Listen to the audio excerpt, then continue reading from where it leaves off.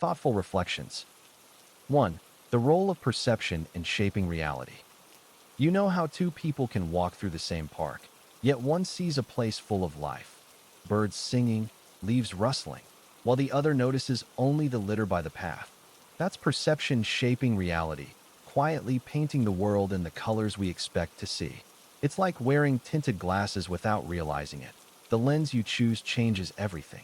Have you ever been so convinced someone was upset with you that every glance they gave seemed cold, only to later find out they were just tired?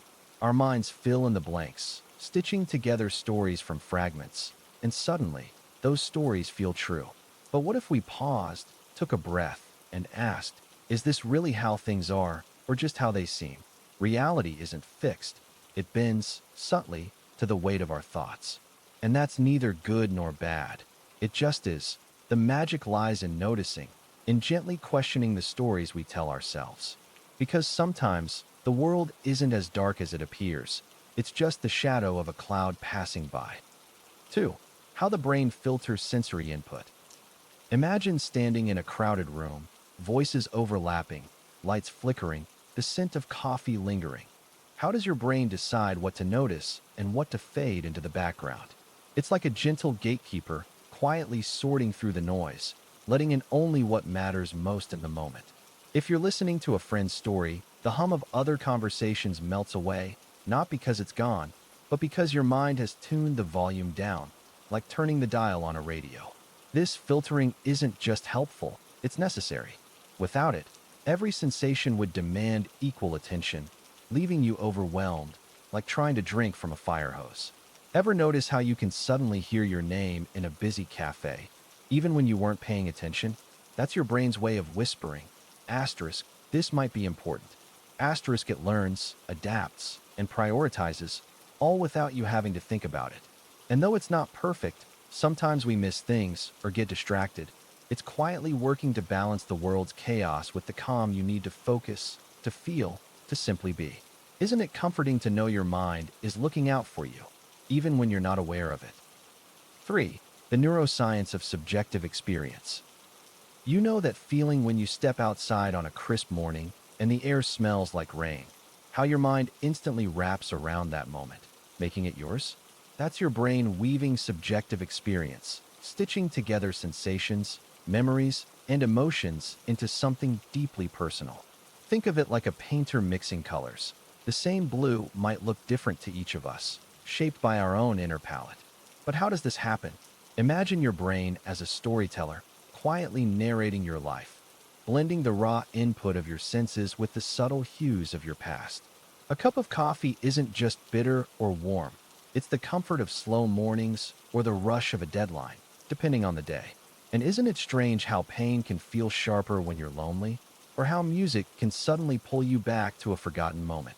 It's all because your mind isn't just processing the world, it's interpreting it, softly layering meaning onto every flicker of light, every whisper of sound. So next time you pause to watch the sunset, remember, you're not just seeing it, you're feeling it, and that's the quiet magic of being alive. For cognitive biases and their influence on reality. You know how sometimes you're absolutely sure about something, like why a friend didn't text back or why your team lost the game, only to realize later there was a simpler, kinder explanation? That's your mind playing tricks on you, shaping reality to fit what you already believe or fear. These mental shortcuts, called cognitive biases, are like invisible lenses that color how you see the world, often without you even noticing. Think of them as little stories your brain tells itself to make sense of things quickly, even when the truth is messy. For example, ever assumed someone was rude because they didn't smile, only to learn they were just having a bad day? That's the fundamental attribution error, judging others by their actions, but yourself by your intentions. The tricky part is, once you spot these biases, they lose some of their power. So next time you feel certain about something, pause and ask, is this really true, or is my mind filling in the blanks? The answer might surprise you and soften the way you see the world. 5. The placebo effect, mind over matter. Imagine you're handed a simple sugar pill and told it's a powerful remedy for your headache. Within minutes, the pain begins to fade, not because the pill contained anything medicinal, but because your mind believed it would work. That's the placebo effect, a quiet reminder of how deeply our expectations shape our reality. It's like a gentle tug on a puppet's strings, where thoughts alone can pull the body toward healing. Have you ever noticed how a warm cup of tea feels more comforting when someone you love hands it to you? The tea itself hasn't changed, but your belief in its power has. The mind doesn't just observe the world, it helps create it. Skeptics might dismiss this as just imagination. But if imagination can ease pain, boost energy, or even slow a racing heart, does it matter where the relief comes from? Sometimes, healing begins not in the body, but in the quiet space where hope takes root. So the next time you feel a shift after a kind word or a reassuring ritual, remember, your mind is more than a bystander. It's a partner in the delicate dance of well-being. 6. How expectations shape perception. You know how when you're expecting a rainy day, even the slightest drizzle feels like confirmation, like the sky was always meant to weep? Expectations are like tinted glasses we don't realize we're wearing. They color everything, quietly shaping how we see the world, often without us noticing. Think of the last time you met someone after hearing they were unfriendly. Did their neutral expression seem cold, their silence feel sharp? Or imagine sipping a drink you've been told is expensive. Suddenly, the taste feels richer, deeper, even if it's no different from the ordinary. Our minds love to fill in gaps, stitching assumptions into reality. But here's the gentle truth. Expectations aren't just passive guesses. They're active storytellers, weaving narratives that can soften or sharpen what's right in front of us. The good news?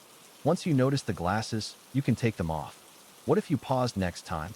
Let the moment speak for itself. You might find the world is fuller, subtler than you ever expected. Isn't that a quiet kind of freedom? 7. The power of belief in constructing reality. You know how sometimes, when you truly believe something, really feel it in your bones, the world seems to bend just a little to meet you halfway? It's like planting a seed in your mind and watching it grow roots, shaping the way you see everything around you. If you wake up convinced the day will be hard, you might miss the small joys waiting in the corners. But if you step outside with quiet hope, even the ordinary, a stranger's smile, the way sunlight filters through leaves, can feel like a gift. Belief isn't just about wishing. It's the lens through which we interpret life. Think of it like building a house. Your thoughts are the foundation, your actions the walls, and your beliefs? They're the blueprint, quietly guiding every choice. Ever noticed how two people can face the same challenge, yet one sees a dead end while the other finds a hidden path? That's belief at work, not changing reality itself, but shaping how you move through it. And isn't it comforting, in a way, to know that even when life feels fixed, the way you see it is always yours to hold gently, to adjust, to trust? 8. The role of attention in determining what we perceive. Imagine standing in a crowded room, voices overlapping like waves on a shore. How do you decide which conversation to follow? Attention is the quiet hand that guides your focus, shaping what you notice and what fades into the background. It's not just about seeing or hearing. It's about what you choose to let in, like adjusting a lens until the blur sharpens into clarity. Have you ever walked through a familiar place and suddenly noticed something new? A detail that was always there, but invisible until you paid attention? That's the magic of it. Perception isn't just given to you. It's co-created by where you direct your mind. Think of attention as a spotlight in a dark theater, illuminating one actor while the others linger in shadow. Without it, the world would feel like a jumble of noise and light, overwhelming and indistinct. But with it, you can find meaning in the chaos, like picking out a single thread from a tangled tapestry. So the next time you pause to really listen to a friend's voice or lose yourself in the colors of a sunset, remember, you're not just observing the world. You're gently shaping it, one moment of focus at a time. 9. Memory's influence on present experience. You know how sometimes you'll catch a certain smell, maybe it's fresh-cut grass or the scent of rain on pavement, and suddenly you're not just in that moment anymore. You're pulled back somewhere else, maybe to a summer afternoon from years ago, or a quiet evening you'd almost forgotten. That's memory, but it's not just something that lives in the past. It shapes how you feel right now. It's like carrying a little pocket of the past with you, whispering in your ear, coloring the way you see the world. Think about it. When you meet someone new, don't you notice the things that remind you of people you've known before? Or when you're in a place that feels familiar, doesn't it make you feel safer, even if you can't quite put your finger on why? Memory isn't just a record of what's happened. It's a guide, a filter, sometimes even a storyteller. It doesn't always get everything right, of course, but it's there, softly nudging you, helping you make sense of the present. So when you pause and notice those little echoes from before, maybe you can smile and think how strange and beautiful it is that the past and the present are always holding hands. 10. The brain's predictive processing model. Imagine your brain as a storyteller, always one step ahead, weaving predictions about the world before you even notice. It doesn't wait for reality to unfold. It guesses, adjusts, and fills in the gaps, like a painter sketching outlines before adding color. Have you ever walked into a room and known how it would smell, only to be surprised? That's your brain's prediction missing the mark, quietly correcting itself without fanfare. This isn't about being right or wrong. It's about efficiency. Your mind is built to anticipate, to save you the effort of processing every little detail from scratch. Think of it like a chef prepping ingredients before the meal. Sometimes the recipe changes, but the prep work still helps. And when predictions fail, that's when learning happens. A sudden loud noise, an unexpected touch. Your brain recalibrates, refining its inner model of the world. Isn't it comforting in a way? Even when life surprises you, your mind is already adapting, smoothing the edges of uncertainty like a river shaping stone. It's not perfect, but it's always working for you. 11. How emotions color perception. You know how, on a cloudy day, everything outside seems a little duller, a little grayer, as if the world itself has dimmed? That's kind of how emotions work on our perception. When you're feeling light and joyful, the world can seem brighter, more colorful, like the sun just broke through the clouds. But when you're carrying something heavy, say, worry or sadness, it's as if a filter shifts over your eyes, muting the vibrancy of things around you. It's not that the world has changed, it's that how you see it has. Have you ever noticed how, when you're upset, even a simple task can feel overwhelming, like trying to walk through water? On the other hand, when you're content, even a long walk can feel effortless, as if the ground has become softer beneath your feet. Emotions don't just live inside us. They spill out, coloring how we take in the world, shaping our experience of it. It's like wearing tinted glasses. You don't always realize they're there until you stop and ask, what's coloring my view right now? And in that question, there's a quiet power, the power to step back, to see the filter, and maybe, just maybe, to adjust it. 12. The psychology of optical illusions. You know how sometimes your eyes seem to play tricks on you, showing you something that just can't possibly be real? It's like the world winks at you, nudging you to question what you think you see. Optical illusions are fascinating because they reveal how your mind fills in gaps, like an artist sketching the outline before adding the details. Imagine staring at a black and white spiral that seems to move, even though you know it's perfectly still. It's not just your eyes. Your brain is interpreting the patterns and creating motion where there isn't any. This happens because your mind is wired to make sense of the world quickly, even if it means taking shortcuts. It's like trying to read a book in dim light. Your brain fills in the missing words so the story still makes sense. But why does this happen? Think of it as your brain's way of protecting you, helping you navigate a world full of uncertainty. It's a gentle reminder that what you see isn't always the whole truth, and that's okay. It's just your mind doing its best to keep you grounded, even when the world seems to twist and turn. 13. The construction of time perception. You know how sometimes an hour can feel like a lifetime, and other times it slips through your fingers like sand? Time isn't just a ticking clock. It's something we build in our minds, shaped by what we're doing, how we feel, even the weight of our thoughts. Think of a lazy afternoon spent waiting for a train. Each minute drags, heavy and slow, while the same stretch of time spent laughing with a friend vanishes in a breath. Our perception bends like light through water, shifting with our focus. Ever noticed how childhood summers felt endless, yet now the years blur together? That's because time stretches when we're soaking in new experiences and contracts when life falls into routine. It's as if our minds measure moments not in seconds, but in meaning. So if days feel too short, Maybe it's not the clock's fault. Perhaps we just need to weave more wonder into the ordinary.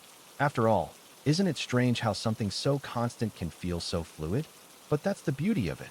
Time is less about the ticking and more about how we choose to hold it. 14. How language shapes thought. Linguistic relativity. You know, it's fascinating how the language we speak can quietly shape the way we see the world, like a pair of glasses that tint everything just a little. Imagine standing in a forest.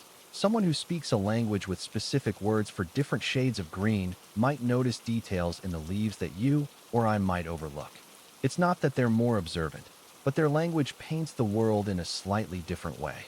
Have you ever thought about how time feels in your mind? In English, we often think of time as a line, something stretching forward and back. But in some other languages, time is described vertically, with the past above and the future below. It's like looking at a waterfall instead of a river, same water, but a whole new perspective. And yet, even with these differences, there's something beautifully universal. We all find ways to make sense of the world, stitching together meaning with the words we have.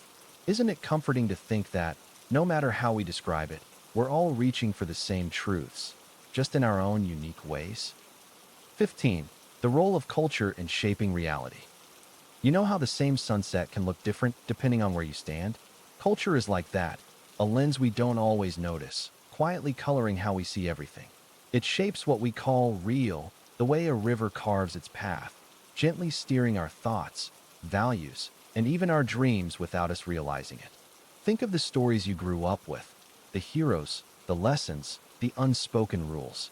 They weren't just tales, they were the first maps you used to navigate the world.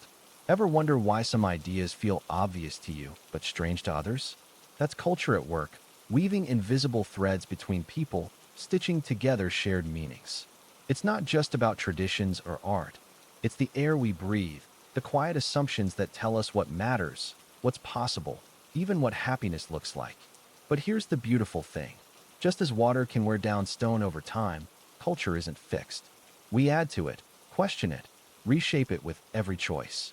So next time you pause to watch that sunset, remember, you're not just seeing light. You're seeing through 1,000 silent stories, and you're helping write the next one. 16. The neuroscience of imagination. You might wonder how your mind conjures up those vivid daydreams, those fleeting images of places you've never been or conversations you've never had. It's as if your brain has a painter and a storyteller working side by side, blending colors and words into something entirely new. Imagination, at its core, is your brain's way of exploring possibilities, like flipping through a catalog of what-ifs. Think of it like this. When you picture yourself walking along a beach, the same areas of your brain light up as if you were actually there, just without the sand between your toes. It's a kind of mental rehearsal, a way for your mind to prepare, create, and even heal.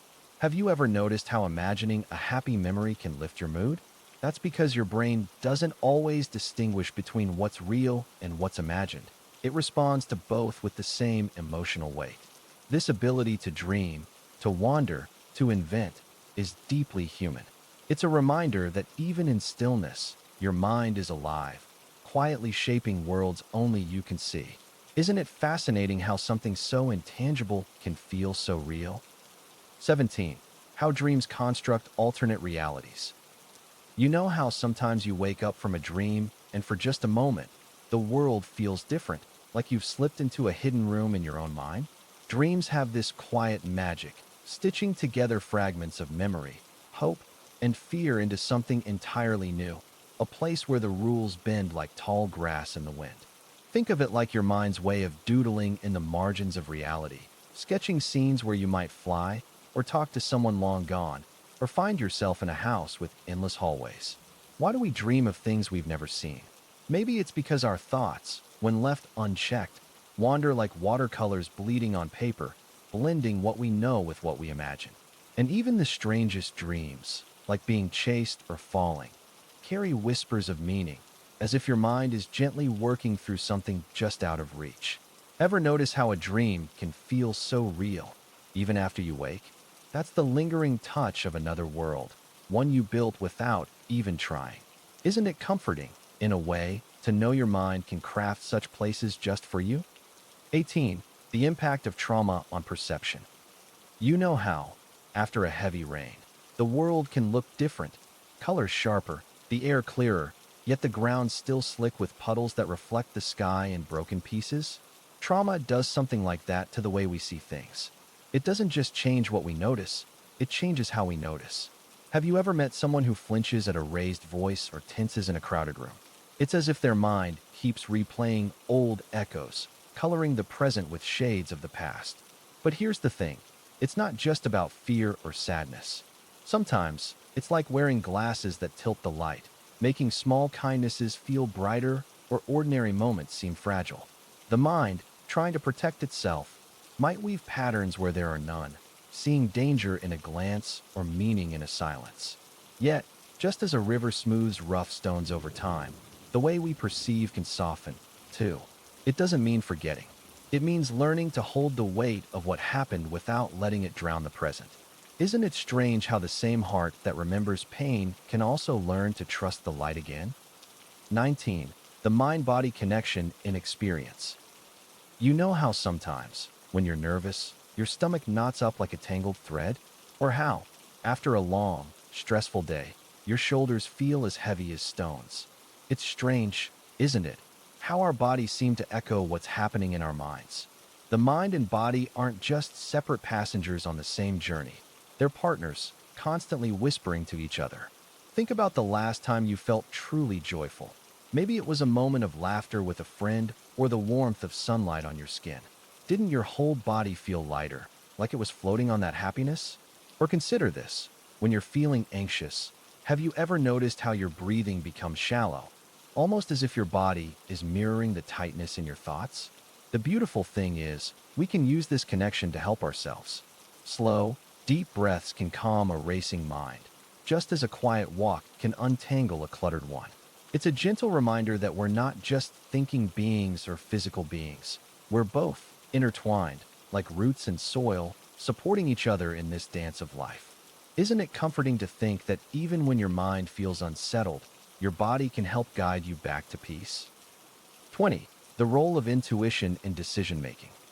You've probably had those moments where a decision just felt right, even if you couldn't quite explain why.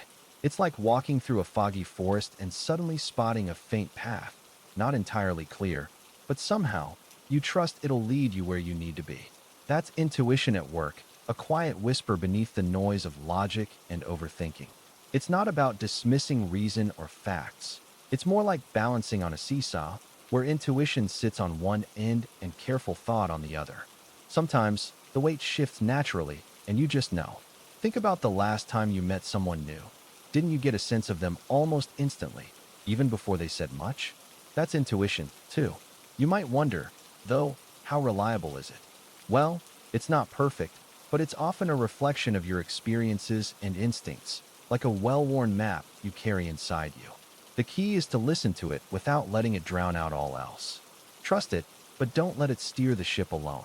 It's a gentle guide, not a dictator, a soft nudge rather than a shove. When it feels right, maybe it's worth letting it lead the way. 21. How habits shape our daily reality. You wake up each day, and without thinking, you reach for the coffee, take the same route to work, or scroll through your phone before bed. These small, repeated actions, like streams carving valleys over time, quietly shape the landscape of your life. Habits are the invisible architects of your daily reality, building routines that either lift you up or weigh you down. Ever notice how skipping a morning walk leaves you restless, or how writing down your thoughts clears the mental clutter? That's the power of habit, tiny choices stacking up, like bricks, into the walls of your everyday existence. But here's the gentle truth, you're not stuck. Just as a river can change its course, so can you. What if, instead of reaching for your phone, you reach for a book, or traded a late-night snack for a few deep breaths? Small shifts, over time, create new paths. The beauty is, you don't have to overhaul everything. Just one mindful change can ripple outward, reshaping your days with quiet intention. So, what small habit might you gently nudge today? 22. The psychology of déjà vu. You know that feeling when you walk into a room, and suddenly it's as though you've been there before, even though you know you haven't? It's like a fleeting shadow of memory, brushing past you before vanishing into thin air. That's déjà vu, a moment where time seems to fold in on itself, leaving you caught between the present and some hazy, imagined past.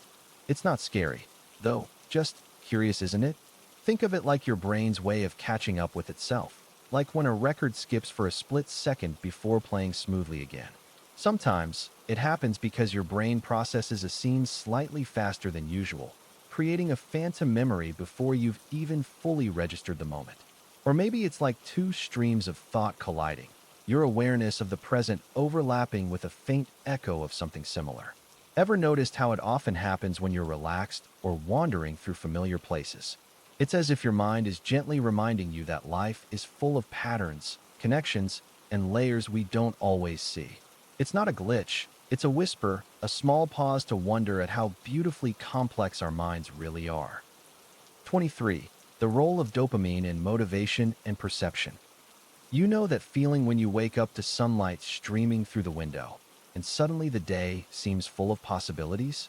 That little spark of excitement, the pull to get up and do something, that's dopamine at work. It's like an invisible hand gently nudging you forward, turning mundane tasks into something that feels worthwhile. But it's not just about motivation. It shapes how you see the world, too.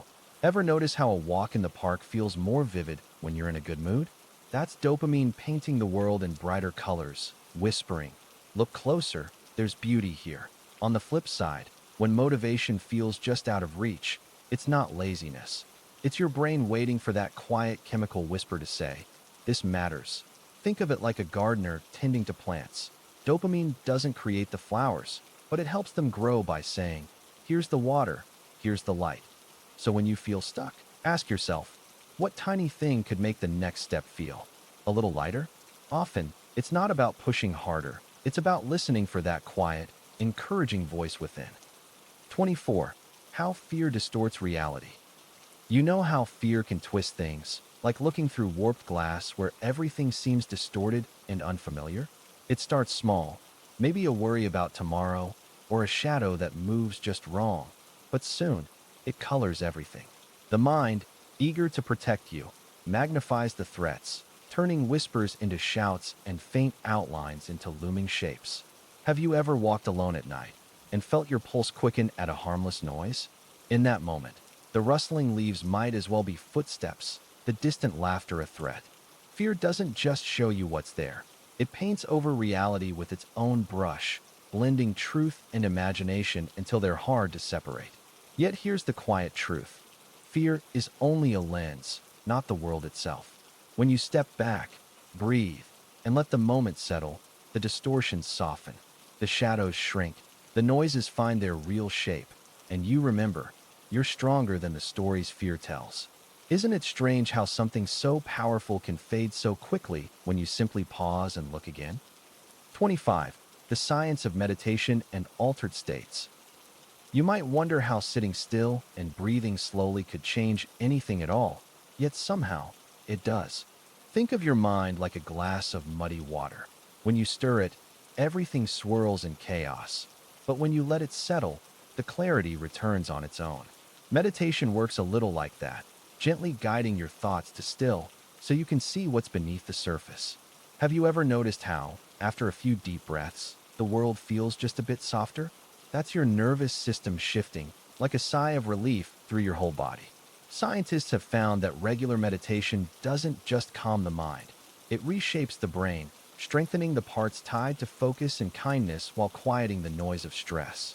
And those moments when you slip into a deeper state, where time seems to dissolve, that's your mind discovering a quiet corner it rarely visits, a place where everything slows, and you simply are. It's not magic. It's the natural capacity of your own awareness, waiting to be noticed. So next time you sit, remember, you're not just pausing. You're tuning into something ancient, effortless, and already within you. 26. The role of neurotransmitters in mood and perception. You know those moments when you feel like the world is just a little brighter, or maybe a little heavier, and you're not entirely sure why.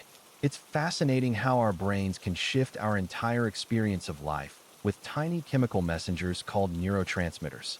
Think of them like tiny keys, unlocking different doors in your mind, each leading to a distinct room of emotion, thought, or perception.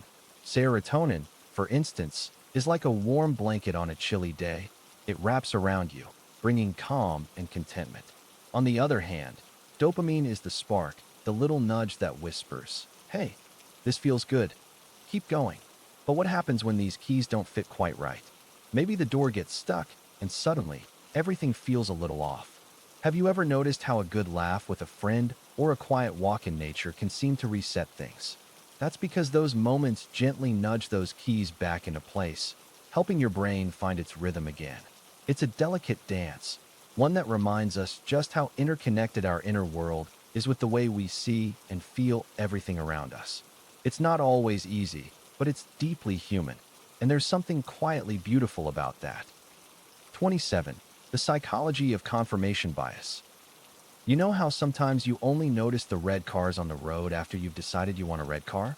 That's a little like confirmation bias. Our mind's quiet habit of clinging to what already fits our beliefs, like a magnet picking up only the metal it's drawn to. Imagine standing in a library but only pulling books off the shelf that agree with you, ignoring the rest. It feels safe, comforting even, but it also keeps us in a smaller world than the one that's really out there. Why do we do this? Think about the last time you disagreed with someone. Did you listen, or were you just waiting for your turn to prove your point? It's not about being stubborn. It's about how our brains naturally seek shortcuts, like well-worn paths in a forest, because walking new trails takes effort. But here's the gentle truth. Noticing this habit is the first step. What if, next time, you paused and asked yourself, what am I not seeing? You might find the world opens up just a little wider in ways you hadn't expected. 28. How social conditioning shapes beliefs. You've probably never stopped to question why you believe certain things, like whether success means a big house or if kindness is a sign of weakness. These ideas don't just appear out of nowhere. They're quietly handed to us, like a script we didn't realize we were reading from. Think of it like growing up in a house where the walls are painted a certain color. After a while, you forget other colors exist, and you assume this one is just how things are supposed to be. That's social conditioning, the subtle, persistent hum of family, school, and media shaping what feels true. Ever notice how some people chase fancy titles while others find joy in simplicity? Neither is wrong, but both are often learned. The good news is, once you see the walls, you can start imagining new colors. Beliefs aren't fixed, they're more like clay than stone. So what happens when you gently press on them? You might find they're softer than you thought, ready to be reshaped by your own hands, in your own time. 29. The neuroscience of free will. You've probably wondered, at some point, if your choices are truly your own, like standing at a crossroads, deciding which path to take, only to question whether the decision was orchestrated by something deeper within you. The neuroscience of free will explores this very mystery, gently peeling back the layers of how your brain navigates choice. Imagine your mind as a vast, interconnected network, like a symphony orchestra where each instrument plays its part. Sometimes, it feels like you're the conductor, directing the music. But other times, it seems the musicians are playing on their own, guided by rhythms and patterns you didn't consciously arrange. So, are your decisions truly free, or are they the result of invisible strings being pulled by your brain's wiring? The answer lies somewhere in between. While your brain prepares actions milliseconds before you're aware of them, you still have the power to pause, reflect, and say, wait, is this truly what I want? Think of it like steering a boat. The currents may push you in a certain direction, but you can still adjust the sails. In the end, free will might feel less like absolute control and more like a gentle dance between your conscious intentions and the subtle forces shaping them. Isn't that comforting in a way? It's not about perfection, it's about participation. 30. The role of mirror neurons in empathy. You know those moments when you see someone stub their toe and you instinctively flinch, almost feeling their pain yourself? That's a tiny glimpse into the power of mirror neurons. Little messengers in our brains that light up both when we do something and when we see someone else do it. It's like they're holding up a mirror, reflecting the actions, emotions, and intentions of others back to us. Think of them as invisible threads connecting us, allowing us to step into someone else's shoes, even if just for a moment. Have you ever noticed how a baby smiles when you smile? Or how you feel a lump in your throat when watching a heartfelt scene in a movie? That's mirror neurons quietly at work, helping us understand and resonate with others. They're not just about mimicking actions, they're about creating a bridge of empathy, letting us feel the joy, sadness, or frustration of another person as if it were our own. It's a reminder, isn't it, that we're all woven into this shared tapestry of human experience, linked by these subtle yet profound ways of understanding one another. And isn't that something beautiful to pause and reflect on? 31. How the brain fills in perceptual gaps. You know how sometimes you glance at a blurry shape in the distance, and your brain just knows it's a person, not a mailbox? That's your mind filling in the gaps, like an artist sketching the missing lines of a half-finished drawing. It's always working behind the scenes, stitching together bits of what you see, hear, and remember to create a smooth, seamless world, even when the details aren't all there. Think of it like listening to a song with a faint melody. Your brain hums the missing notes so you don't even notice they're gone. Ever noticed how you can still understand a friend's words in a noisy room, even if you miss a syllable or two? That's your brain predicting, guessing, and making sense of the fragments. It's not cheating. It's just how we make sense of a world that's often messy or incomplete. And isn't it comforting to know your mind is always there, quietly smoothing the rough edges, so you can move through life without stumbling over every uncertainty? 32.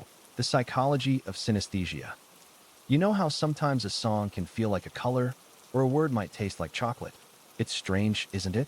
But for some people, that's just how their world works. Their senses are intertwined, blending together in ways that might seem magical or even a little confusing. Picture this: hearing a violin and seeing soft swirls of gold, or the number 7 always feeling green, like fresh grass. That's synesthesia, a kind of crosstalk in the brain where one sense involuntarily triggers another. It's not something they choose. It's just how their mind paints the world. Isn't it fascinating to think about how differently we all experience life? For those with synesthesia, the world might feel richer, fuller, like a tapestry woven with threads of sound, color, and feeling. They might not even realize how unique it is until they mention it to someone else. Can you imagine what it's like to carry that kind of sensory symphony with you every day? It's a reminder, really, that our minds are vast and mysterious, each one crafting its own version of reality. So next time you hear a song or see a color, maybe pause for a moment and wonder, what else could it be? 33. The role of the subconscious in decision-making. You know how sometimes you make a choice without really thinking about it, and later you wonder, why did I do that? It's like there's a quiet partner in your mind, working behind the scenes, shaping decisions before you even realize it. Think of your subconscious as the deep ocean beneath the surface of your thoughts, calm, vast, and full of currents you can't always see. It gathers all those little moments, experiences, and feelings you've had over the years, storing them like treasures in the depths. When it's time to decide, it whispers hints, nudging you in directions that feel familiar or safe. Ever notice how you might choose a certain path, not because it's logical, but because it feels right? That's your subconscious, offering its wisdom. It's not always perfect, of course. Sometimes it leans on biases or fears you didn't know were there.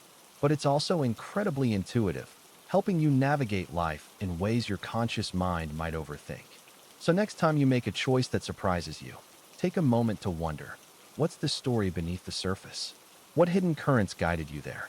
It's a reminder that even when you don't feel in control, there's a quiet kind of wisdom working with you, step by step. 34. How mental models shape understanding. You know, the way we see the world isn't just about what's in front of us. It's shaped by these little frameworks in our minds, like lenses we've built over time. Think of them as the glasses you wear when you step outside. They color everything, from the way you interpret a stranger's smile to how you decide what's worth worrying about. These mental models are like maps, helping us navigate the complexities of life. But here's the thing, they're not perfect. Sometimes we're using an outdated map, and it leads us astray. Ever had a moment where you realized you'd misunderstood someone's intentions completely? That's your model, not matching the terrain. The beauty is, though, these maps aren't fixed. We can redraw them. Imagine someone who always assumes criticism is personal. Over time, they might learn to see it as feedback instead, and suddenly, the world feels less hostile. The question is, how do we update these maps? Usually, it's through curiosity, asking why we think the way we do, and gently challenging it. It's like clearing the fog off a window. You start to see more clearly, and life becomes a little kinder. 35. The impact of stress on perception. You know how, on a cloudy day, the world can feel a little heavier, colors less vibrant, as if everything's wrapped in a faint haze? Stress does something similar to the way we see things, not just with our eyes, but with our minds. When you're carrying too much tension, even small challenges can loom larger, like shadows stretching at dusk. Ever noticed how a friend's offhand comment, usually harmless, might suddenly feel sharp when you're already weighed down? That's stress narrowing your focus, pulling you into a tunnel where every bump in the road feels like a mountain. But here's the gentle truth. It's not the world that's changed, it's the lens you're looking through. Just as a fog lifts with the morning sun, your perspective can soften when you give yourself space to breathe. What if, instead of bracing against the storm, you paused for a moment, letting the noise settle like dust in still air? You might find that what felt overwhelming was never as solid as it seemed. Stress doesn't have to distort your view forever. It's just passing weather, and clearer skies are always waiting. 36. The neuroscience of creativity. You know that moment when an idea hits you like a sudden breeze through an open window, effortless and slightly surprising? That's creativity, and it's deeply rooted in the way your brain works. Think of your mind as a garden. Sometimes it's neatly tended, producing clear, structured thoughts, but creativity often blooms in the wilder patches, where thoughts tangle and overlap. Neuroscientists believe this happens because the brain switches into a more relaxed, flowing state, almost like daydreaming, where different areas suddenly connect in unexpected ways. Have you ever noticed how your best ideas come when you're not trying too hard? Maybe during a shower or a walk. That's because your brain, free from pressure, starts weaving together memories, feelings, and concepts into something new. It's not magic, it's neuroscience. Creativity doesn't need rules or formulas. It thrives on curiosity and openness. So, next time you feel stuck, try stepping back, letting your mind wander, and trusting that your brain knows how to find those quiet sparks of inspiration.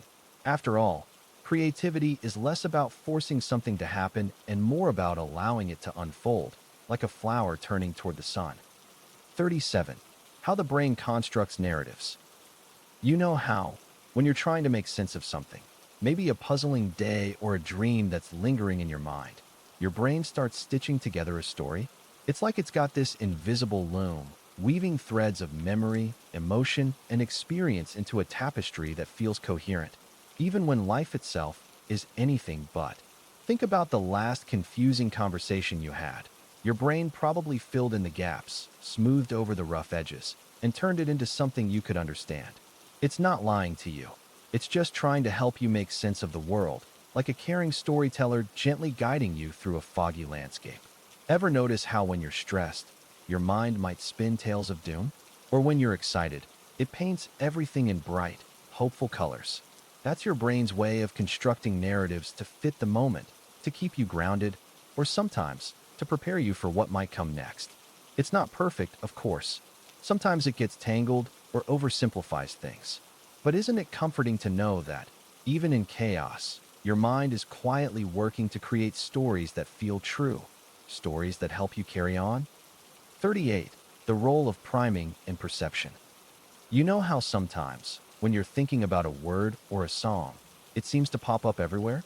That's a bit like priming. It's as if the world subtly tilts toward what's already on your mind. Imagine walking into a room with fresh flowers.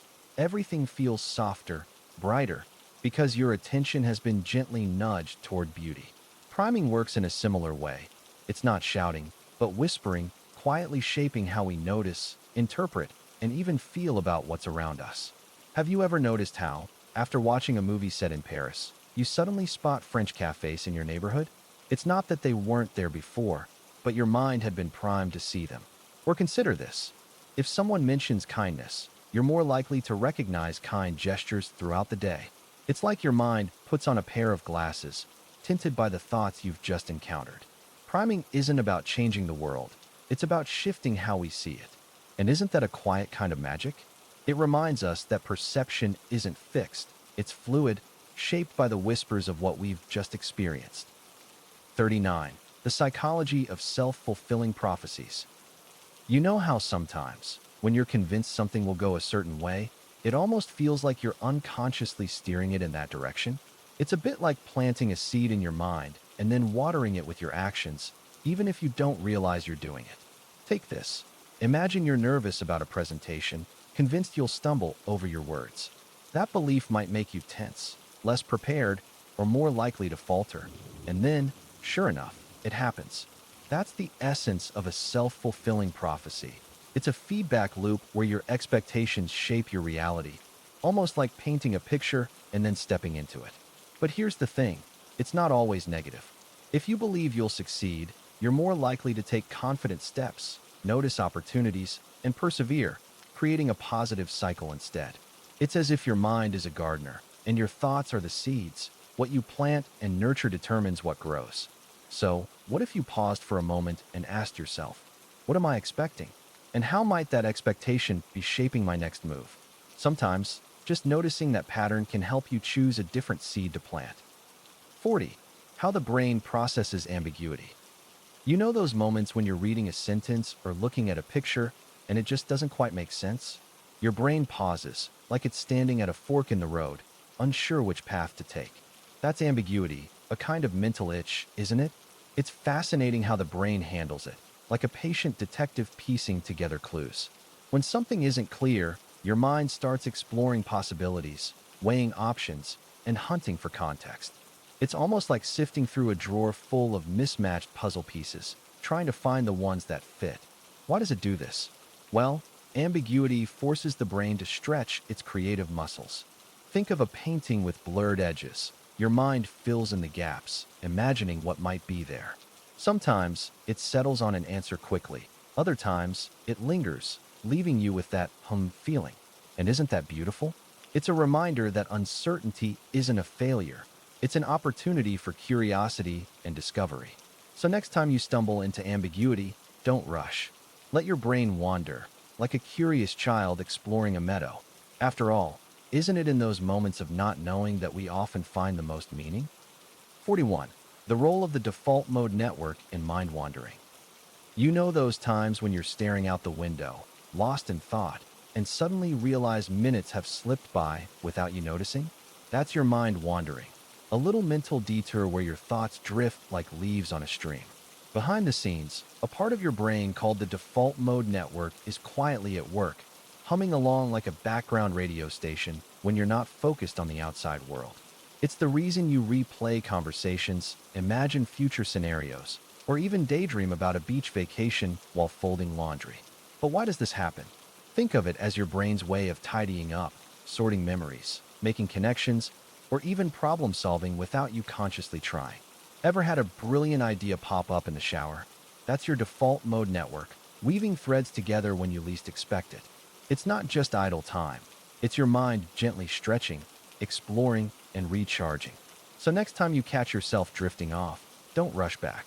Your brain might just be doing some of its most important work. 42. The neuroscience of mindfulness. You know how sometimes your mind feels like a lake on a windy day, with thoughts swirling and rippling everywhere at once? Mindfulness is like gently settling those waves, letting the surface become still enough to see what lies beneath. It's not about clearing your mind entirely. That's nearly impossible, but rather about noticing your thoughts without being swept away by them. Neuroscientists have found that when we practice mindfulness, our brains start to rewire themselves in subtle yet profound ways. For example, the amygdala, the part of your brain that sounds the alarm during stress, quiets down, while the prefrontal cortex, which helps with focus and calm decision-making, becomes more active. Think of it like training a muscle. The more you practice, the stronger your ability to stay present becomes. Have you ever noticed how, after a few deep breaths, the world seems a little less overwhelming? That's your brain responding to that moment of pause. Mindfulness isn't a magic fix, but it's a way of gently guiding your mind back to the present. like turning a flashlight on in a dim room. It's a reminder that even in chaos, you can find moments of peace, and your brain will thank you for it. 43. How the brain creates a sense of self. You might wonder sometimes how it is that you feel like the same person who woke up this morning, who laughed at a joke yesterday, who carries memories from years ago. It's as if your brain is weaving together countless threads, your thoughts, feelings, sensations, and memories, into a tapestry that feels uniquely yours. Picture it like a quiet river, always flowing, carrying bits and pieces of your experiences, merging them into something coherent. But how does that happen? Think of the last time you smelled something that instantly reminded you of a moment from childhood, or when you instinctively knew how to react in a situation because it felt like you. Those moments are like little clues your brain uses to create this sense of self. It's not fixed, though, like clay. It's shaped and reshaped over time. Even when you feel unsure of yourself, your brain is still there, softly stitching it all together. Isn't it comforting to think that your sense of self isn't something rigid or unchanging, but more like a story you're constantly telling and retelling, page by page? 44. The role of neuroplasticity in shaping experience. You know how a river carves its path over time, gently shaping the landscape around it? That's a bit like how neuroplasticity works. Your brain subtly reshaping itself based on your experiences, thoughts, and actions. Imagine, for instance, learning to play a guitar. At first, it feels clumsy, like trying to navigate a maze in the dark. But with practice, your brain starts to reroute its connections, smoothing out the process until strumming a chord feels almost effortless. It's not magic, it's your brain adapting, finding new ways to make room for what matters to you. Have you ever noticed how certain habits or thought patterns feel ingrained, almost automatic? That's neuroplasticity, too. Your brain favoring familiar pathways, like walking the same trail until it becomes second nature. But here's the beautiful thing. It's never too late to blaze a new path. Whether it's picking up a new skill, shifting your perspective, or healing from past hurts, your brain has this quiet, steady ability to change and grow. It's like a garden. Tend to it with care, and it will flourish in ways you might not even expect. 45. The psychology of cognitive dissonance. You know that odd feeling when you've said or done something that doesn't quite align with what you believe. It's like wearing a sweater that's just a little too tight, not unbearable, but persistently uncomfortable. That's cognitive dissonance. Your mind is nudging you, asking, why did I do that? Or do I really believe this? It's a subtle tug of war between what you think and how you act. Imagine holding two magnets that repel each other. The closer they get, the more you feel that push. Yet, rather than a flaw, it's a sign your brain is trying to make sense of things. For instance, maybe you're trying to quit smoking but still reach for a cigarette. Your mind whispers, this doesn't add up, and suddenly, you might find yourself justifying it. Just one won't hurt. The interesting part? You didn't plan that thought. It's your brain's way of easing the tension, like smoothing out a wrinkled piece of paper. But here's the gentle truth. Recognizing that discomfort is the first step toward aligning your actions with your values. Think of it as a quiet prompt to grow, to untangle those knots, and find a little more harmony. 46. How the brain distinguishes reality from fiction. You know how sometimes you watch a movie or read a book, and for a moment, it feels so real that you forget it's just a story? Or maybe you've had a dream so vivid you woke up wondering if it actually happened. It's fascinating how our brains can weave these moments of fiction into something that feels so tangible, isn't it? Yet, most of the time, we somehow know the difference, like spotting a reflection in a mirror and realizing it's not truly you. The brain does this by drawing from a mix of memory, emotion, and logic. Think of it like a puzzle. When everything fits, the sights, sounds, and context, it feels real. But when something's off, like a detail that doesn't quite add up, your brain nudges you awake, whispering, this isn't quite right. Have you ever noticed how dreams often feel so real until you wake up and realize how strange they were? That's your brain piecing together fragments, but without the anchor of waking reality. It's a delicate balance, but one that keeps us grounded most of the time. And isn't it comforting to know that, even in the chaos of imagination, your brain has this quiet way of guiding you back to what's true? 47. The role of sleep in mental construction. You know how, after a long day, your thoughts can feel tangled, like a ball of yarn that's been knocked off the table? Sleep is the gentle hand that slowly unravels those knots, smoothing out the frayed edges of your mind. Think of it this way. While you're awake, your brain is like a busy workshop, full of noise and activity. But when you sleep, it becomes a quiet studio where everything is carefully sorted, stored, and sometimes even repaired. Have you ever noticed how a problem that felt overwhelming at night seems lighter in the morning? That's not just time passing. It's your mind, given the space to weave scattered thoughts into something clearer, like dawn softening the edges of a dark sky. Sleep doesn't just rest your body. It rebuilds your inner world, piece by piece, stitching together memories, emotions, and ideas so you can wake up feeling not just rested, but renewed. It's the unseen architect of your days, quietly shaping how you think, feel, and even dream. So when you drift off tonight, remember, you're not just sleeping, you're letting your mind do its most delicate, necessary work. 48. The neuroscience of hallucinations.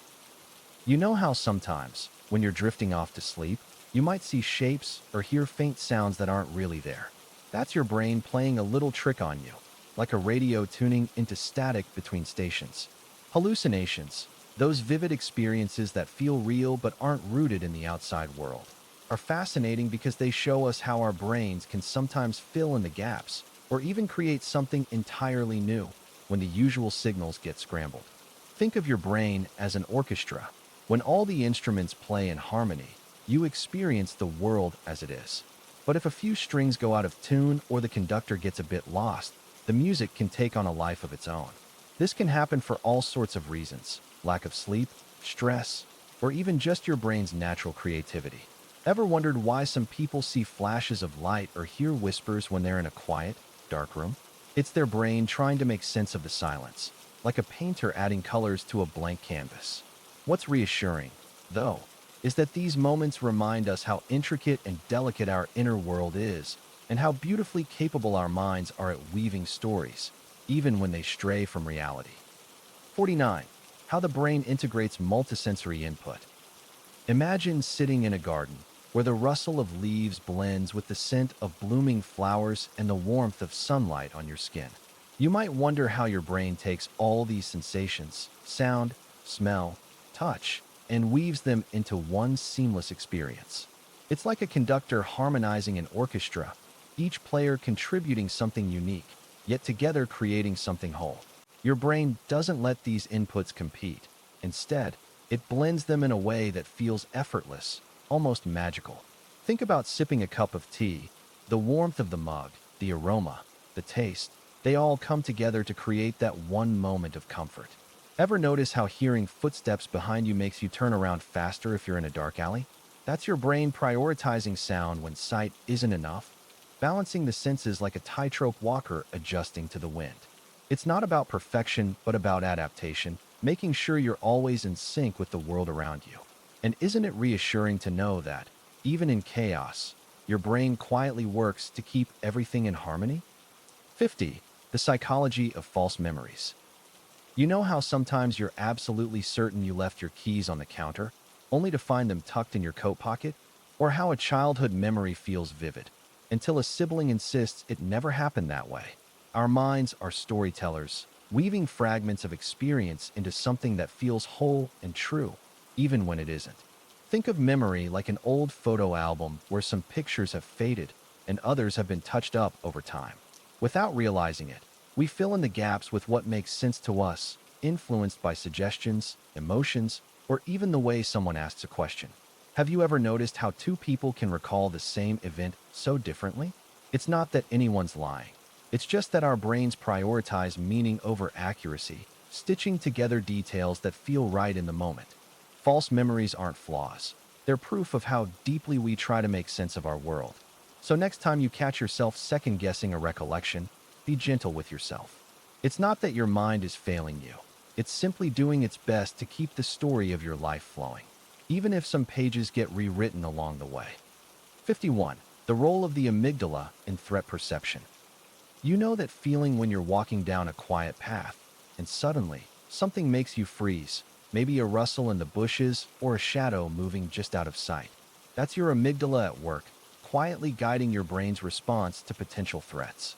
Think of it like a watchful guardian, always scanning the horizon, ready to sound the alarm if something seems off. It doesn't overthink. It reacts quickly, almost instinctively, to keep you safe. But here's the thing. The amygdala doesn't always get it right. Have you ever jumped at the sound of a door slamming, only to realize it was just the wind? That's because it errs on the side of caution, interpreting potential danger before your rational mind catches up. It's like a cautious friend who's always looking out for you, even if they sometimes overreact. And yet, this little part of your brain plays a crucial role in how you navigate the world, helping you recognize what's safe and what's not. It's a reminder that survival isn't just about strength or speed. It's about awareness, even in the quietest moments. Doesn't that make you marvel at how delicate and intricate our instincts truly are? 52. How the brain constructs spatial awareness. You know, when you think about how your brain helps you navigate the world, it's kind of like having an inner map maker, quietly sketching out the spaces around you. Imagine walking into a room for the first time. Your brain isn't just passively taking in the furniture or the walls, it's actively piecing together distances, angles, and relationships between objects, almost like a puzzle. It's not just about sight, either. Your sense of where you are comes from a mix of cues: your steps, the feel of the floor beneath your feet, even the subtle shifts in balance. Ever wondered why you can close your eyes and still reach for a cup on the table? That's your brain's spatial awareness at work, holding onto a kind of mental snapshot. It's as if there's a gentle, invisible guide inside you, constantly updating its map so you don't bump into things or lose your way. And here's something comforting. This process happens effortlessly, without you even noticing. It's like your brain is quietly saying, "I've got this, you're safe." Isn't it amazing how something so complex feels so beautifully simple? 53. The neuroscience of love and attachment. You know that warm, almost magnetic pull you feel towards someone you care deeply about? It's not just your heart at work, it's your brain, too, quietly weaving a complex tapestry of chemicals and connections. Think of it like a garden. Your brain is the soil, and love is the delicate flower that grows from it. Neurotransmitters like dopamine and oxytocin are the sunlight and water, nurturing this bond and filling you with feelings of joy, comfort, and safety. Have you ever wondered why a hug from someone you love feels so grounding? That's oxytocin doing its magic, knitting together a sense of trust and closeness. And attachment? It's like the roots of that flower, anchoring you deeply to another person. Over time, your brain creates patterns, little neural pathways, that make being with them feel like home. But it's not all smooth sailing, is it? Why does heartbreak hurt so much? Because your brain treats emotional pain much like physical pain, reminding you how deeply connected you are. Love, in all its beauty and messiness, is your brain's way of saying you're not alone. Isn't that comforting to know? 54. How music alters perception. You know how sometimes, when you're feeling a little scattered, you'll put on a song, and suddenly it's like the world slows down just enough for you to catch your breath? It's almost as if the melody wraps around you like a blanket, softening the edges of your thoughts. And other times, maybe when you're stuck in traffic or staring at a to-do list that feels too heavy, a different kind of music can step in and lift you up, like sunlight breaking through clouds. Have you ever noticed how a single note can make you smile, or how a rhythm can pull you into a memory you thought you'd forgotten? It's almost as though music has its own language, one that speaks directly to the quiet parts of you that words can't quite reach. It doesn't just fill the silence, it shapes how you see the world, even if only for a moment. Think about it. A rainy day can feel cozy with the right playlist, or a long walk can turn into an adventure with the right soundtrack. It's almost like music holds a key to shifting your perspective, gently reminding you that even the smallest moment can feel expansive, even the hardest day can feel softer. Isn't it fascinating how something as simple as a melody can do that? 55. The psychology of anchoring bias. You know how sometimes the first thing you hear about a topic seems to stick in your mind, even if you later learn it might not be the full picture? That's anchoring bias, a quiet, almost invisible force in how we make decisions. It's like dropping an anchor in the ocean, Once it's down, everything else is measured against it, even if the waters shift. Imagine you're shopping for a sweater, and the first one you see costs $100. Suddenly, everything else seems like a bargain compared to that initial number, even if $50 is still more than you plan to spend. Why does this happen? It's because our brains crave a starting point, a reference to make sense of what comes next. Anchoring is that reference, whether it's a price, a number, or even an opinion. It's not always bad. It helps us navigate a complex world, but it can subtly steer our choices without us realizing it. The trick, though, is to pause and ask yourself, is this anchor helping me, or is it pulling me in a direction I didn't intend to go? Sometimes, just noticing it can help you set a course that feels truer to you. 56. The role of the prefrontal cortex in reality testing. You know that feeling when you're halfway through a dream and suddenly question whether it's real? That flicker of doubt. Asterisk, is this actually happening? Asterisk comes from a part of your brain just behind your forehead, the prefrontal cortex, quietly working to ground you in reality. Think of it like a wise old librarian, sorting through the shelves of your thoughts, gently reminding you what's fact and what's fiction. When it's doing its job well, you can tell the difference between a memory, a daydream, and the world right in front of you. But have you ever been so lost in a book or a movie that, for a moment, you forgot where you were? That's your prefrontal cortex stepping back, letting imagination take the lead, which is lovely, until you need to find your way back. It's why, when you're stressed or tired, reality might feel a little slippery. That librarian is overworked and the lines blur. Yet even then, it's there, softly nudging you toward clarity, like a friend whispering, "Look around. This is here, and you're okay." Isn't it comforting to know your mind has this quiet guide, always helping you find your footing? 57. How the brain processes pain perception. You might think of pain as something that happens to you, like a sharp knock on the door or a sudden splash of cold water, but it's really more like a conversation, a quiet dialogue between your body and your brain. Imagine your nerves as messengers, carrying signals from the source of discomfort, like a stubbed toe or a burn, up to your brain. But here's the thing, your brain doesn't just passively receive these messages. It interprets them, shapes them, and decides how much attention they deserve. Ever wonder why the same injury can feel worse when you're tired or stressed? That's because your brain is mixing in emotions, memories, and even expectations, like a painter adding layers to a canvas. It's not just about the physical hurt. It's about how your brain makes sense of it all. And sometimes, it can even turn down the volume on pain if it thinks you need to focus on something else, like when you're in the middle of a game or a conversation. So, pain isn't just a sensation. It's a story your brain is telling you, one that's deeply personal and ever-changing. It's a reminder that even in discomfort, there's a kind of wisdom, a way your body is trying to protect and guide you. Isn't that something? 58. The neuroscience of flow states. Picture this. You're so immersed in what you're doing that time seems to disappear, and the world around you fades into the background.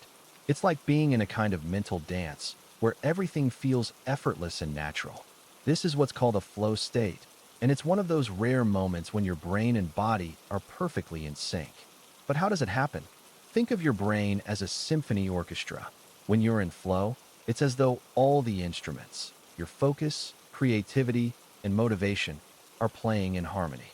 Instead of struggling to concentrate, your mind quiets down, letting you focus on the task at hand without distraction.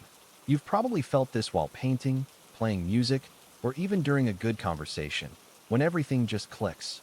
Neuroscience tells us that during these moments, certain brain chemicals, like dopamine, surge, making the experience not only productive but deeply rewarding. So, what can you do to tap into this more often? Start by choosing something you genuinely enjoy, something that challenges but doesn't overwhelm you. It's like finding the right rhythm for your dance. When you do, the flow will follow. And remember, it's not about forcing it, it's about letting it happen. 59. The role of oxytocin in trust and bonding. You know that warm, glowing feeling when someone hugs you, or when you share a laugh with a close friend. That's oxytocin at work, a quiet chemical whisper in your brain that nudges you to trust, to connect, to bond. Think of it like an invisible thread stitching hearts together, weaving trust into the fabric of relationships.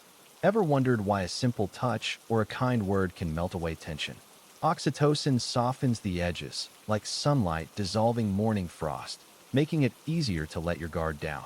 It's not just about romance. This molecule plays a role in friendships, parenting, even teamwork. Picture a mother cradling her newborn.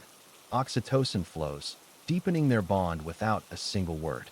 Or consider how sharing a meal with loved ones feels richer, more meaningful, as if the act itself stitches you closer.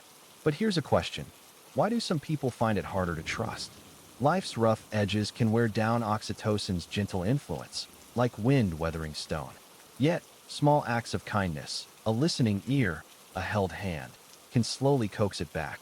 So next time you feel that quiet pull towards someone, remember, it's not just emotion. It's chemistry, tenderness, and trust, all woven together. 60.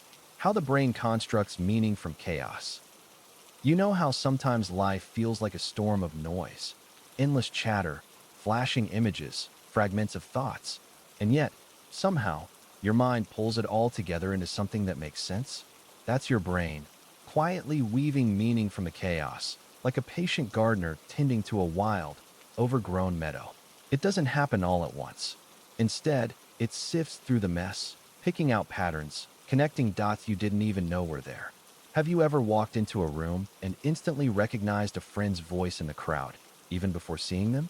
That's your brain, filtering the noise, finding what matters. It's not magic, though it feels like it. It's just the way we're built, to take the scattered pieces of the world and arrange them into stories we can understand. And when things don't quite fit, when the puzzle feels unsolvable, your brain doesn't panic. It slows down, adjusts, tries again. Like a river smoothing rough stones over time, it finds a way. So when life feels overwhelming, remember, your mind is designed for this. It's always working, quietly, to bring order to the unseen chaos, one gentle thought at a time. 61. The psychology of attribution errors. You know, it's fascinating how our minds instinctively try to make sense of the world, like fitting puzzle pieces into a picture. But sometimes, those pieces don't quite match, and that's where attribution errors come in. Imagine this. You're walking down the street, and someone bumps into you without apologizing. Your first thought might be, how rude. But have you ever stopped to wonder what might be going on for them? Maybe they're rushing to the hospital, or perhaps they simply didn't see you. We often jump to conclusions about others' actions, assuming their behavior reflects their character, when in reality, it's often shaped by circumstances we can't see. It's like looking at the surface of a lake and thinking you understand its depth. Why do we do this? Partly because it's easier. Our brains are wired to find quick explanations. Yet, when we pause and consider the bigger picture, it's a bit like turning on a light in a dim room. You start to see how complex people and situations really are. It's not about blaming ourselves for these natural tendencies, but about gently nudging our perspective to create a little more understanding and empathy in the world. Doesn't that feel lighter, somehow? 62. The role of the hippocampus in memory formation. You know how some moments stick with you, clear as day, while others fade like footprints in the sand. That's where the hippocampus comes in. It's like a librarian in your brain, carefully sorting and storing memories so you can find them later. Picture it as a bridge between the present and the past, taking in all the sights, sounds, and feelings of an experience and weaving them into a story you can revisit. Ever wonder why you remember your first day of school or the taste of your favorite childhood meal so vividly? That's your hippocampus at work, deciding which moments are worth keeping close. But it's not just about holding on to the big things. It also helps you remember where you left your keys or the name of someone you just met. Think of it as a gentle guide, quietly organizing the clutter of your mind so life makes sense. And when it struggles, like in times of stress or aging, those memories might feel just out of reach, like a word on the tip of your tongue. But even then, it's doing its best, a quiet guardian of who you've been and who you're becoming. Isn't it comforting to know there's something inside you, always working to keep your story alive? 63. How the brain simulates future scenarios. You know those moments when you catch yourself imagining a future conversation or playing out a scenario in your mind. It's like your brain has its own private theater, quietly rehearsing possibilities before they happen. This isn't just daydreaming. It's your brain's way of preparing you for what's to come. Think of it as a mental sketchpad where ideas, emotions, and outcomes are lightly traced, not fully fleshed out, but enough to give you a sense of direction. Have you ever noticed how, when you're nervous about something, your mind tends to loop through the worst-case scenarios? It's as if your brain is trying to shield you by exploring those dark alleys first, so they feel less frightening if they ever appear in real life. But it's not all doom and gloom. Your brain also simulates the joyous moments, like imagining a reunion with someone you love or the satisfaction of completing a big project. It's a way of creating emotional rehearsals, helping you feel ready, whether for challenge or celebration. In a way, your mind is like a thoughtful gardener, planting seeds of possibility and nurturing them before they bloom into reality. And isn't it comforting to know that, even in uncertainty, your brain is quietly working to guide you forward? 64. The neuroscience of decision fatigue. You've probably felt it before, that overwhelming sense of mental exhaustion after a long day of making choices, big or small. It's like your brain has been running a marathon, and by the end, even deciding what to have for dinner feels like climbing a mountain. This is decision fatigue, and it's rooted in how our brains manage energy and focus. Think of your mind as a cup of water. Every decision you make takes a sip, whether it's choosing an outfit, weighing pros and cons at work, or even scrolling through endless options on a menu. By the end of the day, the cup's nearly empty, leaving little left for thoughtful or meaningful choices. Ever found yourself impulsively grabbing a snack or snapping at someone after a demanding day? That's your brain conserving energy, opting for the easiest path forward. But here's the comforting part. Recognizing this pattern is the first step. You can protect your mental reserves by simplifying decisions, meal prepping, setting routines, or even limiting choices beforehand.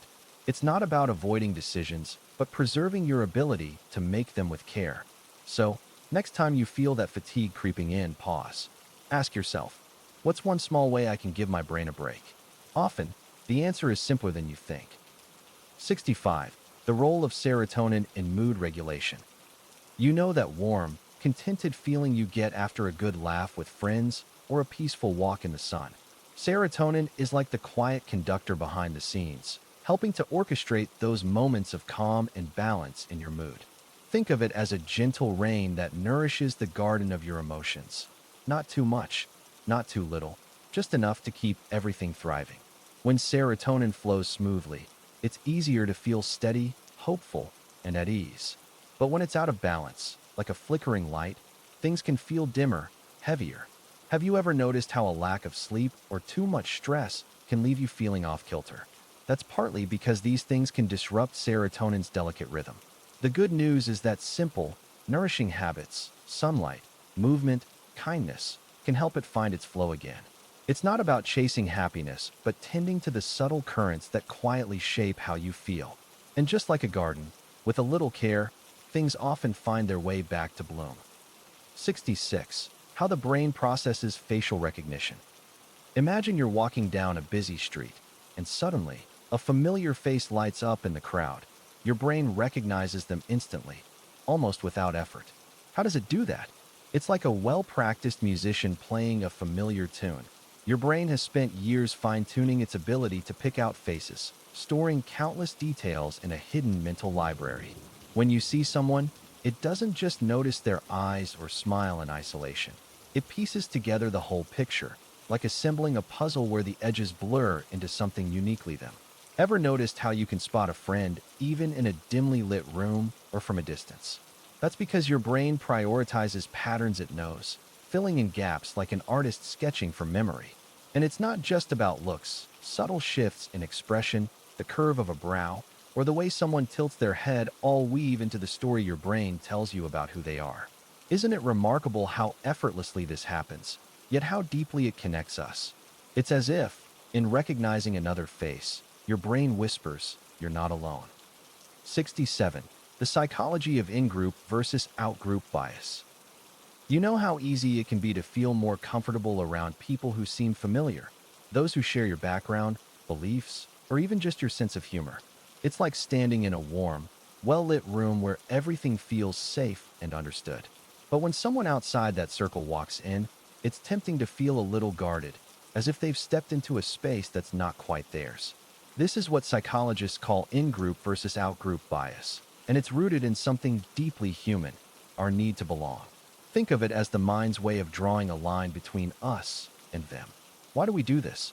Maybe it's because, deep down, we're wired to seek connection and protect what feels like ours. But here's the thing, that line isn't as solid as it seems. Have you ever met someone who seemed so different at first, only to discover they're a lot like you in ways that matter? It's like finding a mirror in a stranger's eyes. When we take a moment to step closer, to really see the person beyond the label, the line begins to blur. And isn't that where understanding and kindness begins? 68. The role of the thalamus in sensory relay. You might not notice it, but imagine your brain as a bustling hub, constantly receiving signals from the world around you. Sights, sounds, textures, tastes. Now, think of the thalamus as the calm, wise conductor in the center of this symphony, ensuring every note reaches its intended destination. It's like a relay station, quietly sorting through all the sensory messages your body takes in, deciding what's important and what can wait. For example, when you touch something warm, that sensation doesn't just zoom straight to your awareness. It passes through the thalamus first, which helps your brain make sense of it. Without this little structure, your senses might feel chaotic, like a phone call with too much static. Ever wonder why you can focus on a conversation even with background noise? That's the thalamus, too, subtly filtering out distractions so you can tune into what matters. It's not just a passive messenger. It's a thoughtful curator, shaping how you experience the world.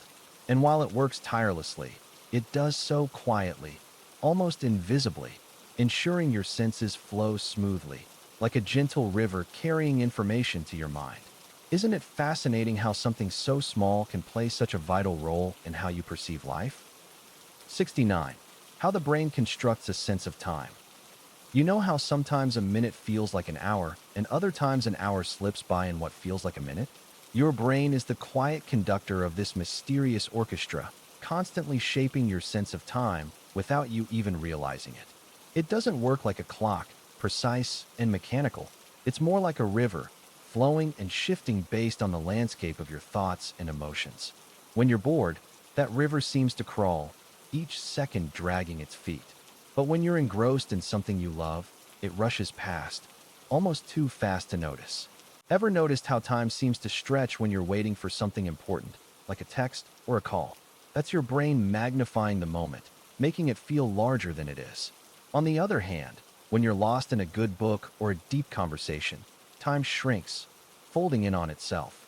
Your brain stitches together these moments, weaving them into a tapestry that feels continuous, even though it's full of gaps and leaps.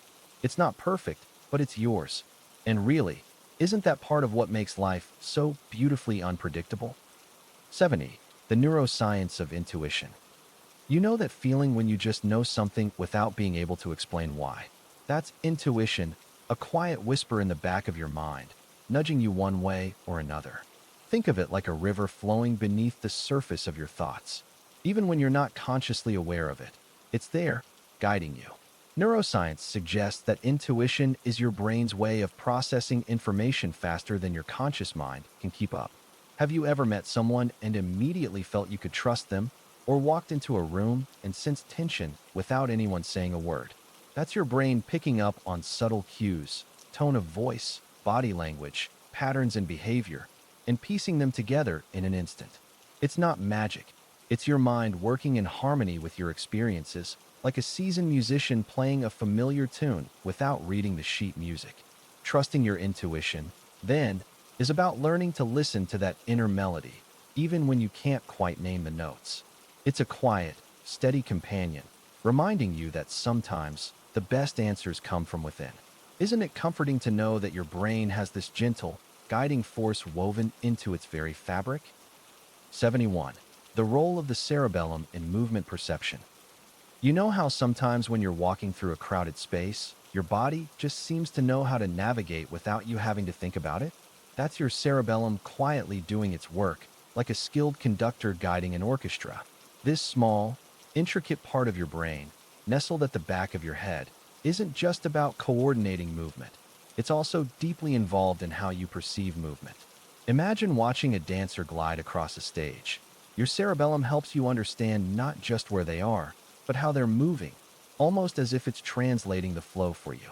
It's like having a behind-the-scenes artist who ensures everything feels smooth and connected.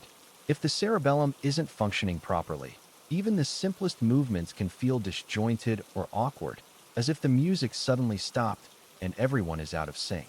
Have you ever tried catching something unexpectedly thrown at you?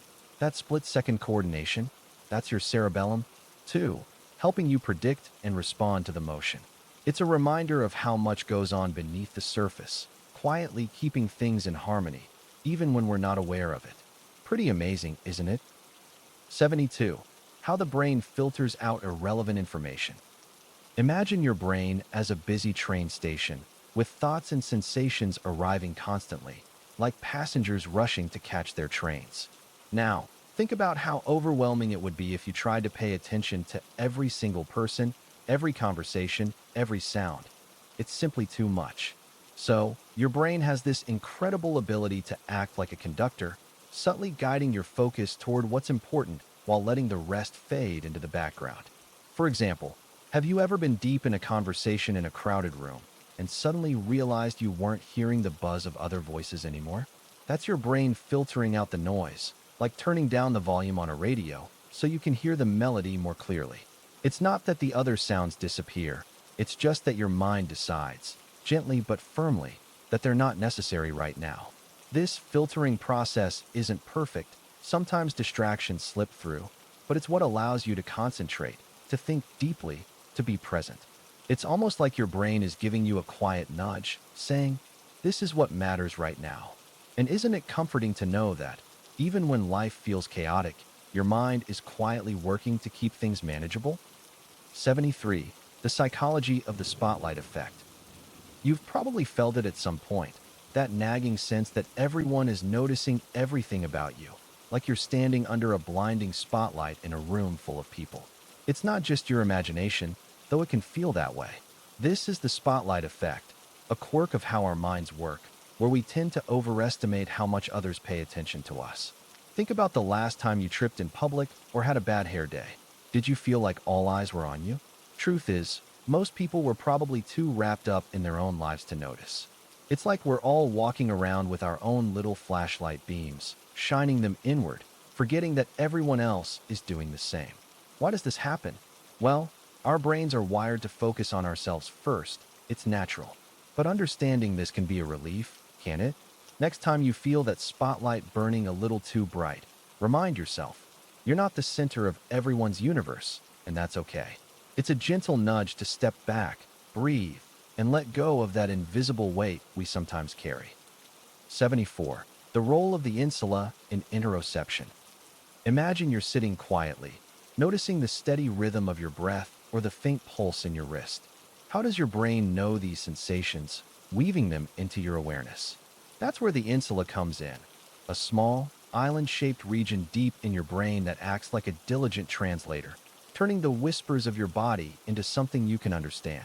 It's the quiet conductor of your inner symphony, harmonizing signals like hunger, warmth, or the flutter of nervousness in your stomach.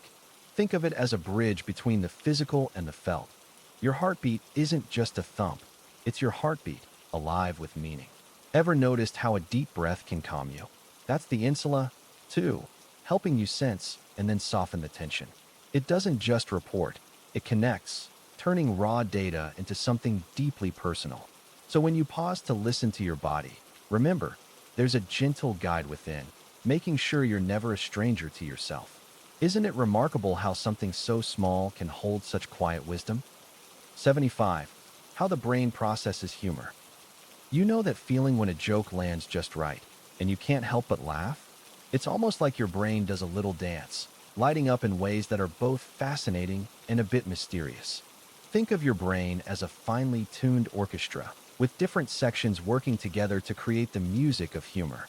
When you hear something funny, the front part of your brain, the prefrontal cortex, acts like the conductor, figuring out if the joke makes sense or if it's just plain absurd. Then, there's the limbic system, which is like the bass line of the orchestra. It handles the emotional response, making you feel joy or surprise. And finally, the motor areas join in, triggering that physical reaction, the chuckle, the smile, or the full-on belly laugh. But here's something interesting. Have you ever wondered why some jokes just don't click? It's often because the brain can't quite connect the dots. The setup and the punchline don't align in a way that feels satisfying. It's like trying to solve a puzzle with missing pieces. And yet, when it works, humor becomes this beautiful, shared experience, a moment of connection that reminds us how wonderfully complex and human we are. Isn't it amazing how something as simple as a laugh can bring so much light into our lives? 76. The neuroscience of déjà rêve, already dreamed. You know that strange feeling when a place or moment feels oddly familiar, as if you've dreamed it before? That's déjà rêve, already dreamed, a fleeting whisper of memory that feels like a puzzle piece sliding into place.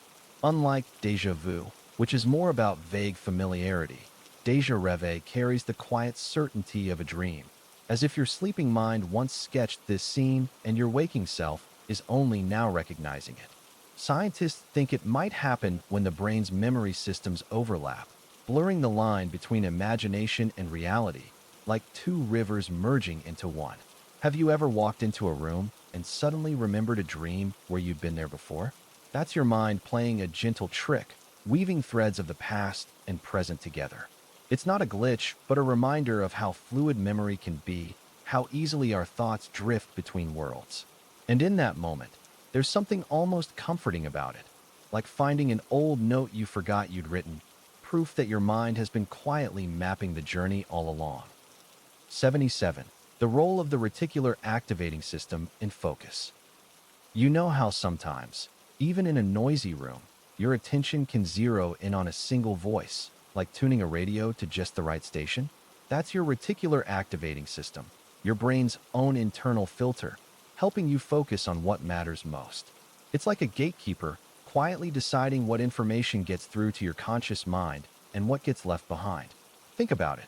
When you're reading a book and the world around you fades away, or when you're driving and suddenly notice the stop sign you've passed 100 times before, that's this little system hard at work. It's not just about attention, though, it's about relevance. Why does your brain decide to notice certain things and not others? Well, it's often tied to what you care about in that moment. For example, if you're learning a new word, you might suddenly hear it everywhere, like it's been sprinkled into conversations overnight. That's your reticular activating system reminding you, hey, this is important now. It's a gentle nudge, not a sharp command, guiding you subtly, almost like a close friend whispering in your ear. Isn't it reassuring to know that even in the chaos, there's a part of you quietly helping you stay on track? 78. How the brain constructs moral judgments.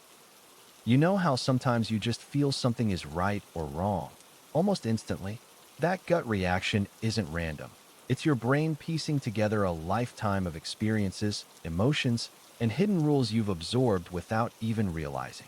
Think of it like a quiet librarian in your mind, sorting through countless stories, what you've been taught, what hurt or helped you, even the unspoken vibes from people you trust.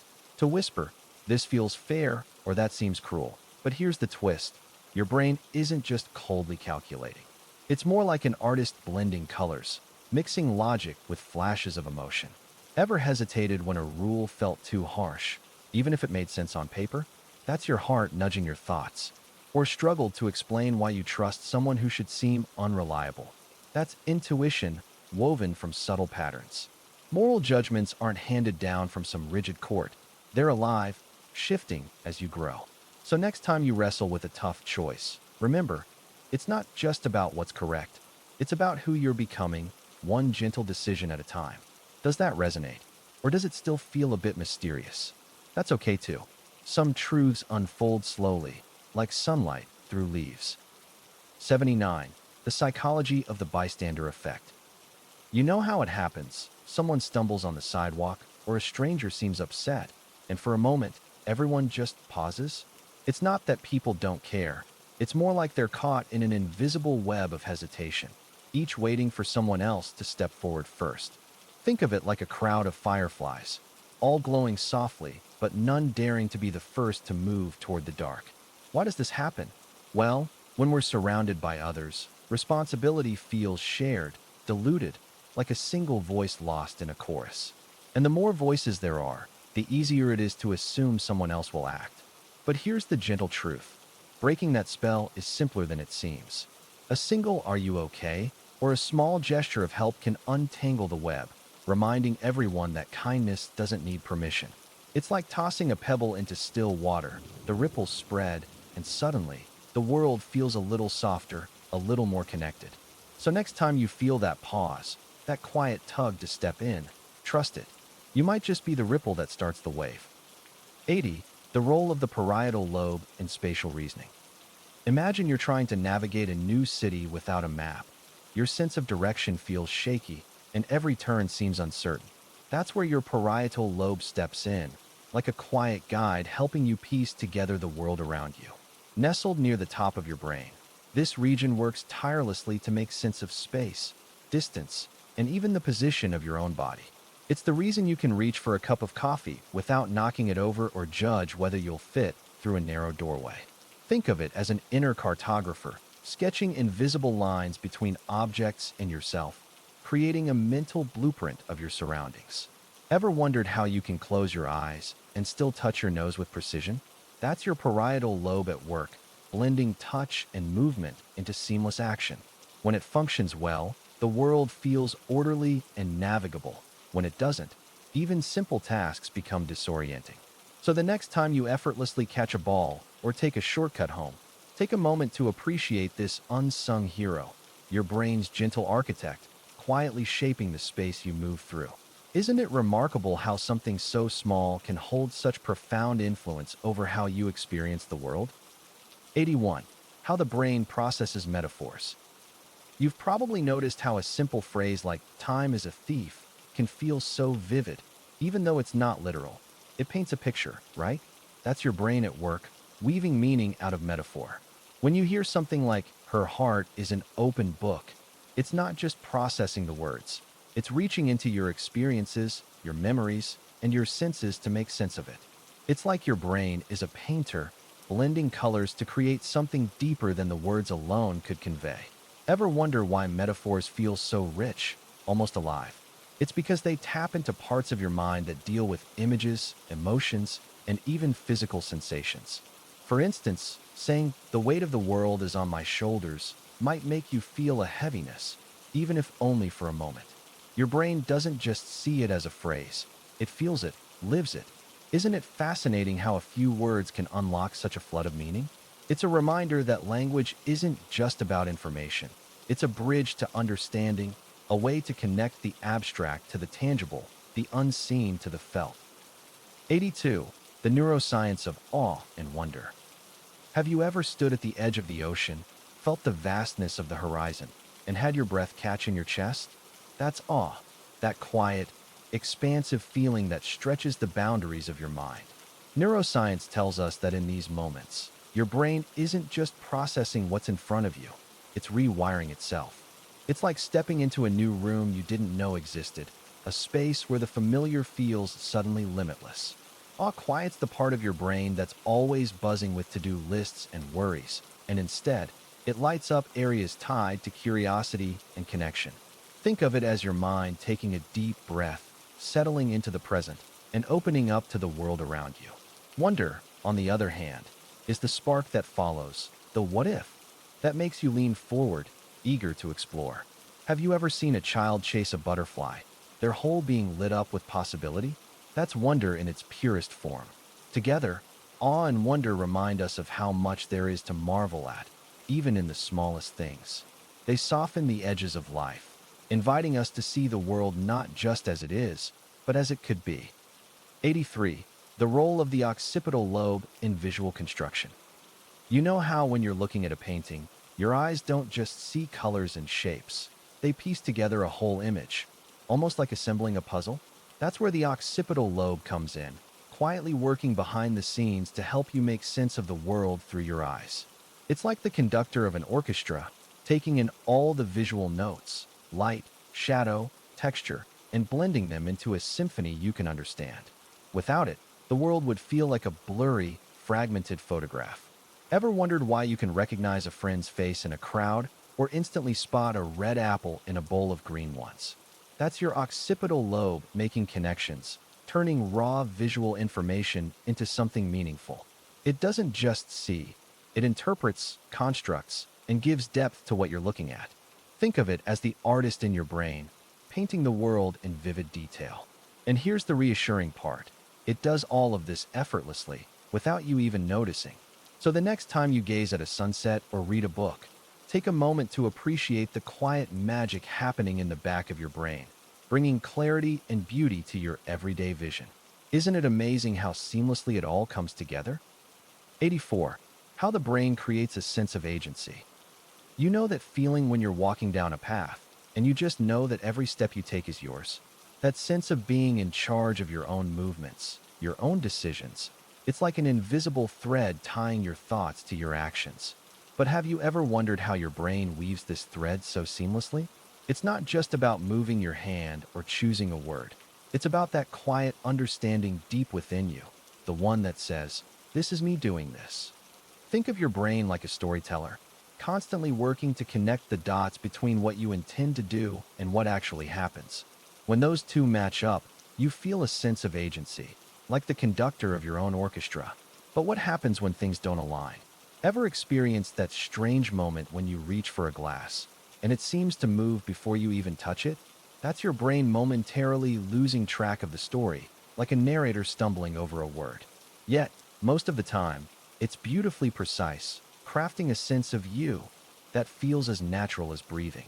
It's a quiet miracle, really, one we rarely notice, but one that makes being you so uniquely yours. 85. The psychology of the halo effect.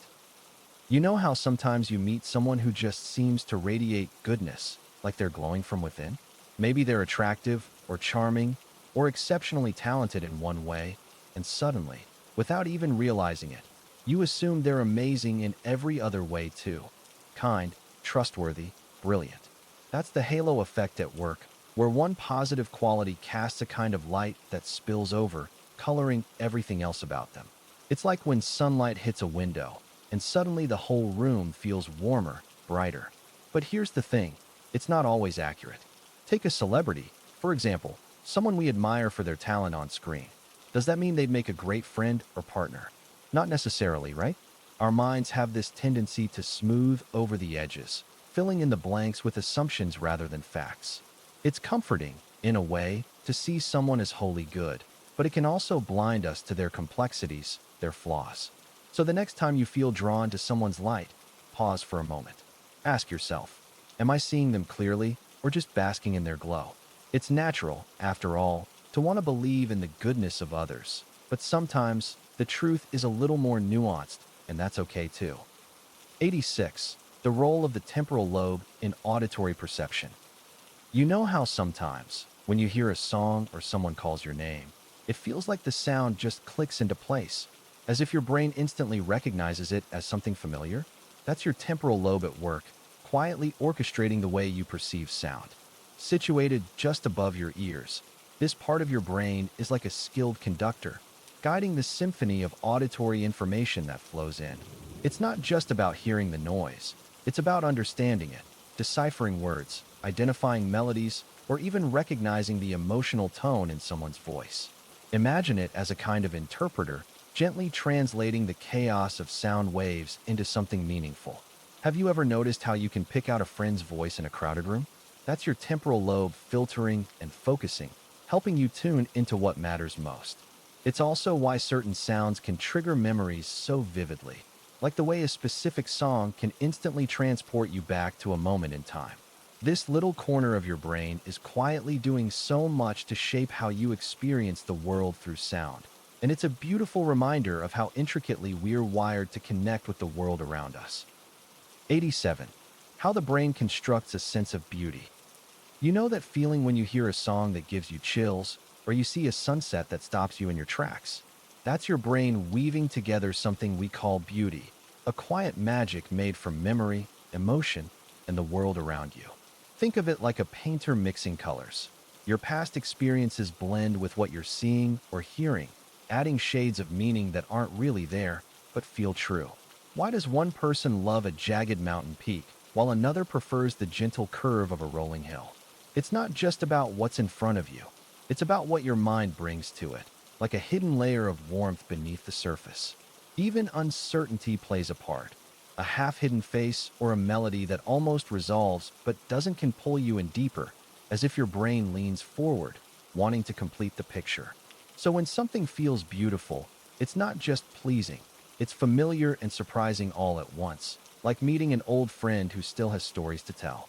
Isn't it remarkable how something so personal can feel so universal? 88. The neuroscience of nostalgia. You know that warm, almost bittersweet feeling when an old song comes on, and suddenly you're transported back to a moment long past? That's nostalgia, not just a fleeting emotion, but a gentle tug on the threads of memory woven deep in your brain. Think of it like flipping through a photo album where the images are vivid, but the edges are softened by time. Neuroscientists have found that nostalgia lights up a network of regions in the brain, like a quiet symphony of activity where emotion, memory, and even a sense of self come together. It's not just about remembering. It's about feeling connected to who you were, like reaching back to hold hands with your younger self. Why does this matter? Because nostalgia isn't just wistful. It's comforting, a reminder that your story is continuous, even when life feels scattered. Ever notice how recalling a happy memory can steady you on a rough day? That's your brain's way of weaving the past into the present, stitching warmth into the fabric of now. It's a gentle gift, really, proof that some things, even when gone, never truly leave us. 89. The role of the limbic system in emotional processing. You know that feeling when you're suddenly overwhelmed by joy, or maybe a wave of sadness washes over you out of nowhere. It's like your emotions have a life of their own, swirling and shifting without warning.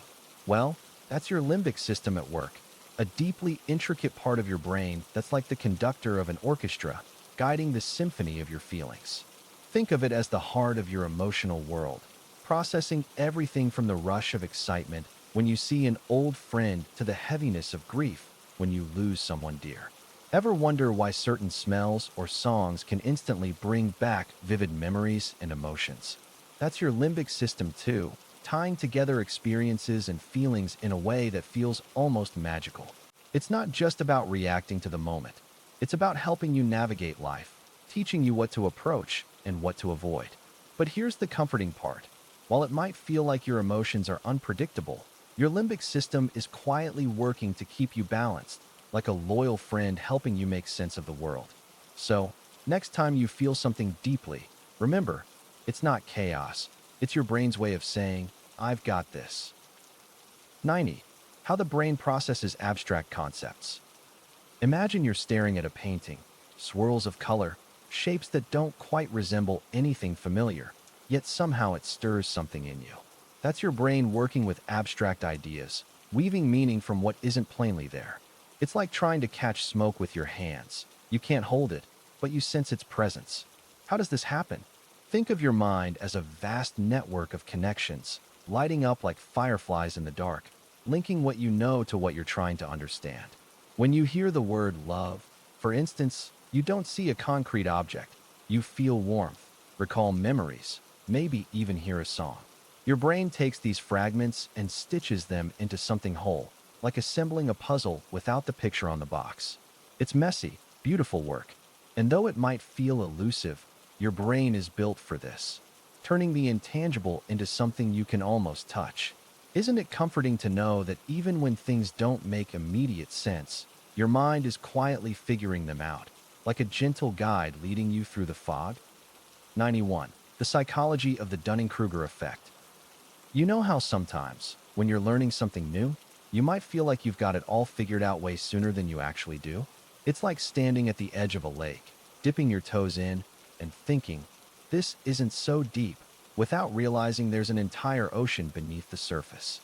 That's the Dunning-Kruger effect in action, a curious little quirk of how our minds work. People who are just starting out often overestimate their abilities because they don't yet know enough to recognize how much they don't know. It's not arrogance. It's more like being blindfolded in a room and thinking you can see everything clearly. Have you ever met someone who confidently argues about a topic they clearly don't understand? That's a classic example. But here's the thing. As you learn more, that confidence often dips because you start to see the complexity of it all. It's like climbing a hill and realizing the mountain extends far beyond what you first saw. The silver lining? Awareness of this effect can be a gentle reminder to stay humble, keep learning, and approach uncertainty with curiosity rather than overconfidence. It's not about being perfect, it's about being open to growth. 92. The role of the basal ganglia in habit formation. You know how sometimes you find yourself reaching for your phone without thinking, or taking the same route home every day, even when there's a quicker way? That's your habits at work. Those automatic routines that save your brain from having to make endless tiny decisions. At the heart of this process is a part of your brain called the basal ganglia, a quiet but powerful conductor orchestrating the rhythms of repetition. Think of it like a skilled gardener, carefully tending to the pathways in your mind, reinforcing the ones you use most often until they become well-worn trails. When you repeat an action, the basal ganglia whispers, asterisk, this is important. Let's make it easier next time. Asterisk over days or weeks. What once took effort now feels effortless. But here's the catch. It doesn't distinguish between good habits and bad ones. Ever wonder why breaking a habit feels so hard? It's because your brain has already paved that path, and rerouting takes patience and practice. The beauty, though, is that this same system can help you build healthier patterns, one small step at a time. Isn't it reassuring to know your brain is always learning, even when you're not paying attention? 93. How the brain constructs a sense of fairness. You know how sometimes, when you're sharing a slice of cake with a friend, you instinctively make sure the pieces are equal? It's not just about the cake, it's something deeper. Your brain is quietly working in the background, weaving together a sense of fairness, like an invisible thread that ties how you see the world to how you think it should be. Imagine fairness as a delicate scale, balancing what you expect with what you receive. When things feel even, the scale stays steady, and you feel at ease. But when it tips, when someone cuts a bigger piece for themselves, you notice it immediately, don't you? That's because your brain is wired to detect imbalance, almost like a built-in radar for justice. It's not just about what's fair for you, though. It's also about others. Think about it. Have you ever felt upset when someone else was treated unfairly, even if it didn't directly affect you? That's your empathy stepping in, helping you recognize that fairness isn't just personal, it's shared. It's like your brain is quietly reminding you that we're all in this together, and fairness is the glue that holds us there. It's a gentle, reassuring nudge toward harmony, even in a world that doesn't always feel balanced. 94. The neuroscience of gratitude. You know that warm, glowing feeling when someone does something unexpectedly kind for you, like when a stranger holds the door or a friend sends a text just to say they're thinking of you. That's gratitude at work, and it turns out your brain lights up like a little sunrise when you feel it. Neuroscientists have found that practicing gratitude doesn't just lift your mood in the moment. It actually rewires your brain over time, like a gentle hand smoothing out crumpled paper. When you pause to appreciate the good things, even the small ones, your brain releases dopamine and serotonin, those quiet cheerleaders that whisper, asterisk, life isn't so bad, is it? Asterisk, it's as if your mind is planting tiny seeds of joy, and the more you water them, the more they grow. Ever notice how, after writing down a few things you're thankful for, the world feels a little softer? That's not just coincidence. Gratitude shifts your focus, like turning a dial from static to clarity, helping you see what's already there instead of what's missing. So why not try it? Take a deep breath and name one thing, right now, that makes your heart feel lighter. See, already, the world feels a little brighter. 95. The role of the anterior cingulate cortex in conflict monitoring. You know that feeling when you're deciding between two equally appealing options, like choosing between tea or coffee in the morning, and your mind seems to pause, as if it's checking itself. That subtle hesitation, that internal tug-of-war, is something your brain is actively managing, and a region called the anterior cingulate cortex plays a quiet but crucial role in it. Imagine it as a kind of traffic controller nestled deep in your brain, keeping an eye on the flow of thoughts and emotions, especially when there's conflict or uncertainty. It doesn't make the decision for you, but it signals when something needs attention, like a gentle nudge or a soft alarm bell. For example, have you ever been deep in conversation and suddenly realized you've said something wrong? That's your anterior cingulate cortex stepping in, helping you notice the misstep so you can correct it. It's like a watchful guardian, ensuring harmony in the midst of chaos. And while it's often associated with stress or errors, it's also a reminder of how adaptable and resilient your mind is, always learning, always adjusting. Isn't it comforting to know that even in moments of confusion, there's a part of you quietly working to keep things on track? 96. How the brain processes irony and sarcasm. You're sitting with a friend, and they say something so dryly witty that it takes you a second to catch on. Was that sarcasm? The brain is this incredible deciphering machine, always working behind the scenes to make sense of words, tone, and intent. When it comes to irony or sarcasm, it's like solving a little puzzle. First, you hear the words, but then you notice the tone doesn't quite match, like a cheerful melody played on a minor key. That's your brain's cue to dig deeper. It pulls in context, like knowing your friend's sense of humor or understanding the situation. Ever notice how sarcasm feels heavier in text, where tone is missing? That's because your brain has to work harder, piecing together clues to uncover the meaning, like filling in the blanks of a half-finished sketch. What's fascinating is how this process isn't just about language. It's deeply tied to empathy, to understanding what someone might be feeling or implying. It reminds us that conversation is rarely just about the words themselves. It's about the layers beneath. Isn't it amazing how our minds navigate these subtleties so effortlessly? It's almost like the brain has its own quiet sense of humor. 97. The psychology of the mere exposure effect. You know how sometimes a song you didn't think much of at first grows on you after hearing it a few times? Or how spending time with someone new can make them feel more familiar, even comforting. That's the mere exposure effect at work, a quiet, almost invisible force that shapes how we feel about the things and people around us. Just like sunlight softening the edges of a stone over time, repeated exposure to something or someone can smooth out our initial resistance or indifference. It's not about whether something is inherently good or bad. It's simply that familiarity tends to warm us up to it. Think of it as the mind's way of saying, I recognize this, so it must be safe. Why does this happen? Well, imagine walking into a room full of strangers versus a room where you see a familiar face. Doesn't the familiar face instantly feel like a little anchor? Our brains are wired to find comfort in the known, even when that known thing isn't perfect. So, next time you catch yourself humming a song you thought you didn't like, or feeling more at ease with someone after a few encounters, remember, it's not magic. It's just the gentle pull of familiarity reminding you that sometimes being close is enough. 98. The role of the ventromedial prefrontal cortex in value judgments. You know how sometimes you're faced with a decision, and even though you can list out the pros and cons, there's still this gut feeling that nudges you one way or the other. That's where the ventromedial prefrontal cortex, let's call it the VMPFC for simplicity, comes into play. Think of it as a quiet conductor in your brain, helping orchestrate the symphony of emotions and logic when you're weighing what matters most. It's not about cold, hard facts alone. It's about how those facts resonate with you emotionally, like choosing between a safe job and a risky passion project. Have you ever felt a strange warmth or hesitation when making a choice, even if you couldn't quite explain it? That's your VMPFC at work, weaving together memories, feelings, and values into a tapestry of judgment. It's like an old friend who knows you deeply, reminding you of what truly matters when the noise of the world gets too loud.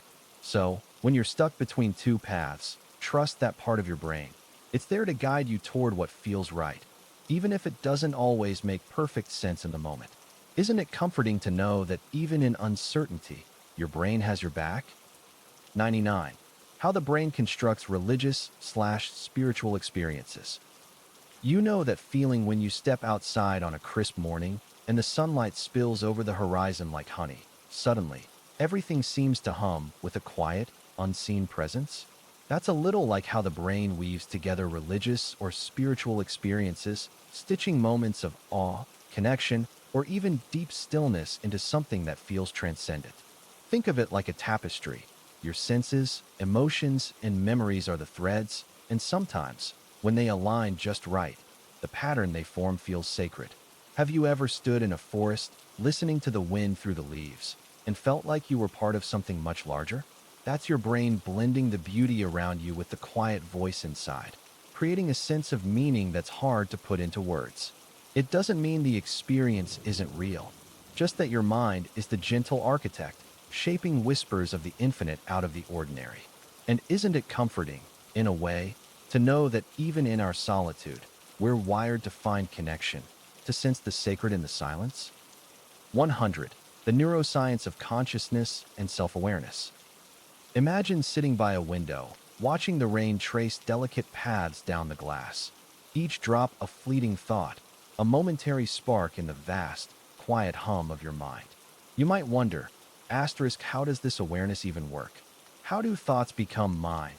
And why do I feel like a single, continuous self? Asterisk, the answer lies in the gentle dance of your brain, where billions of neurons whisper to one another, weaving a story so seamless it feels like a single thread. Consciousness isn't a spotlight, but more like a river, sometimes calm, sometimes rushing, always carrying fragments of sensation, memory, and feeling. Think of the last time you lost yourself in a song or a sunset. For a moment, you faded, yet the experience remained. That's the paradox. Your sense of self is both sturdy and fragile, a canvas painted anew each second. And though science can map the brushstrokes, the way certain brain regions light up when you recognize your reflection or recall a dream, the mystery lingers, soft as a shadow. Isn't it beautiful, though, to know that even as you ponder this, your mind is quietly stitching together the very thought, the very you, that wonders at all?